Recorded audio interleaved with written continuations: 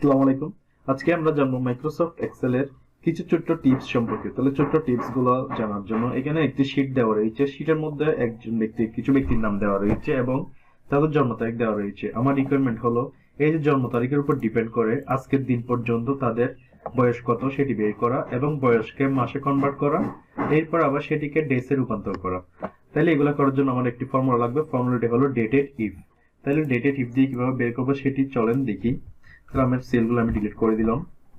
এখানে যাওয়ার পরে ইকুয়াল ডেটেড ইফ, তাহলে ডেটেড ইফ লেখার পরে ফার্স্ট ব্র্যাকেট, তাহলে এই সেলের উপর ডিপেন্ড করে আমার তথ্যগুলো লাগবে, কমা টুডে ফর্মুলা কল করতে হবে কারণ আমাকে রিকোয়ারমেন্টে বলা হয়েছে আজকের ডেট পর্যন্ত, এখন কমা।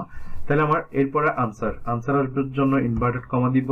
আমাকে এজ বের করতে বলেছে অর্থাৎ বছর, সেজন্য আমি ওয়াই দিব, inverted comma close bracket close enter. তাহলে দেখতে পাচ্ছেন চলে এসেছে। সেম ভাবে মাস বের করার জন্য তাইলে ডেটেড ইফ ফর্মুলা লাগাতে হবে, ফার্স্ট ব্র্যাকেট দিতে হবে, এরপরে সেল সিলেক্ট করব, সেল সিলেক্ট করার পরে আমার টুডে ফর্মুলা দিতে হবে, কমা।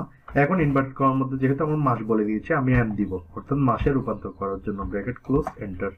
এরপরে ডেসের জন্য তাও সেম ফর্মুলা ডেটেড ইফ, এখন সেল সিলেক্ট করে দিব, কমা টুডে ফর্মুলা কল করতে হবে, এরপরে কমা। এখন ইনভার্টেড কমার মধ্যে আমার কিন্তু ডে দেওয়া লাগবে কারণ আমাকে দিনে দেখাতে বলেছে। তাহলে আমার চলে এসেছে। এখন যদি আমি এটি প্রুভ করে দেখি আমার মাস আর দিনগুলো ঠিক আছে কিনা, তাহলে সেই জন্য কি করতে হবে, আমি ইকুয়াল দিব, এই যে আমার 315 মাস বা আমরা জানি 12 মাস সমান 1 বছর, তাহলে 12 দিয়ে ভাগ দিলে এই যে 26, আমার এটি হয়ে গিয়েছে। আশা করছি বুঝতে পেরেছেন।